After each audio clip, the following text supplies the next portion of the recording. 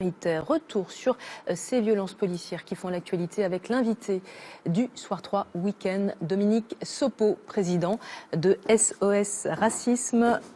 Monsieur Sopo, bonsoir. Bonsoir. Alors ce fait divers est loin d'être isolé, il s'inscrit même dans le cadre de violences, de tensions de plus en plus exacerbées entre la police et la population, notamment dans les quartiers populaires. Tout simplement, mais pour quelles raisons ces tensions se multiplient ? D'abord, on peut faire remarquer que dans l'affaire de Théo, ce qui n'est pas complètement neutre, s'il y a eu aussi autant d'émotions, c'est parce que ça a été filmé, qu'aujourd'hui il y a beaucoup plus de personnes qui peuvent filmer des scènes qu'auparavant, puisque là, les blessures étaient extrêmement graves. Donc il était compliqué d'expliquer que c'était Théo le responsable de son état.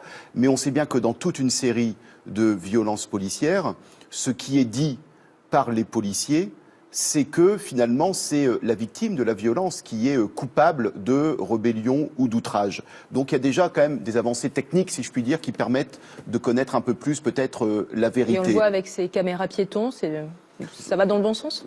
Comment dire ? Je pense qu'il ne faut pas simplement se réfugier derrière des éléments techniques. C'est que soit on pose un constat sur ce qui se passe et sur la nature des tensions, soit on se réfugie dans des considérations techniques qui, de mon point de vue, ne régleront pas les problèmes de façon radicale. Mais pour revenir à la question, je disais, les choses peuvent être filmées peut-être plus facilement aujourd'hui, sans doute, et il y a aussi des politiques en matière de sécurité qui ont été mises en place après le démantèlement de la police de proximité, qui avaient permis de baisser les tensions très fortement. Et la politique du chiffre qui avait été instaurée par Nicolas Sarkozy, une politique très sécuritaire, oui, qui d'ailleurs n'était pas sans rapport avec la mort de Ziad Ebouna en 2005, avec ce retour d'une peur de l'uniforme totalement ahurissante. Mais justement, est-ce que c'est bien normal peut-être d'avoir peur de la police ? Non, c'est pas normal d'avoir peur. Il y a une relation ambiguë qui, à la fois, il y a le respect et puis en même temps l'autorité. Écoutez, la police, elle est faite pour protéger les citoyens. Donc que des délinquants et des criminels aient peur de la police, c'est une chose. Ziad Ebouna, pourquoi aurait-il dû avoir peur de la police ? Ils avaient fait quelque chose ? Non. Pourquoi quelqu'un comme Théo devrait avoir peur de la police ? Il avait fait quelque chose ? Non. Donc je veux dire, à un moment donné, la peur, non, elle n'est pas normale. La peur est un problème. La police, elle est là au service des citoyens. Et à partir du moment où des personnes qui n'ont rien à se reprocher ont peur de la police, c'est qu'il y a quelque chose de vicié sur lequel il faut travailler très sérieusement. Alors il y a un climat également plus général. Encore hier, des insultes à caractère raciste qui ont été émises sur une antenne publique. Luc Poignant, donc du syndicat Unité Police SGP FO, qui a cautionné hier les insultes racistes employées par certains fonctionnaires de police. C'est bien évidemment gravissime, c'est dit sur une antenne, ça a été repris partout. Bien évidemment, vous critiquez tout cela. Christiane Taubira s'est exprimée, l'ancienne garde des Sceaux, vous le voyez sur Twitter. On casse d'abord du Mamboula, puis du Bougnoul, puis du jeune, puis du travailleur, puis de tout venant. On va jusqu'où, comme ça, jusqu'à Lali ?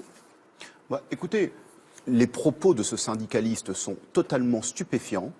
Il y a une volonté, et ce qui explique la colère qui continue, c'est qu'on voit bien la façon dont toute une série de personnes légitiment des comportements qui ne sont pas admissibles. Le jeune Théo explique que dans la voiture, il s'est fait traiter de négro, de bamboula et de salope.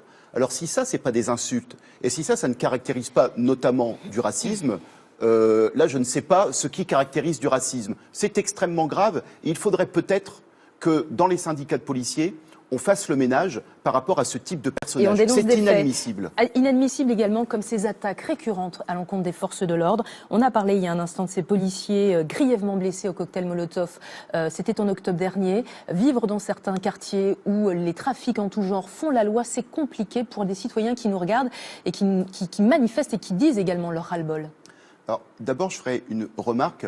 Lorsque il y a des jeunes, notamment comme à Viry-Châtillon, qui vont lancer des cocktails Molotov sur des policiers, je n'entends pas d'associations ou de syndicats qui défendent les jeunes en disant « bon, peut-être qu'ils avaient un peu raison ».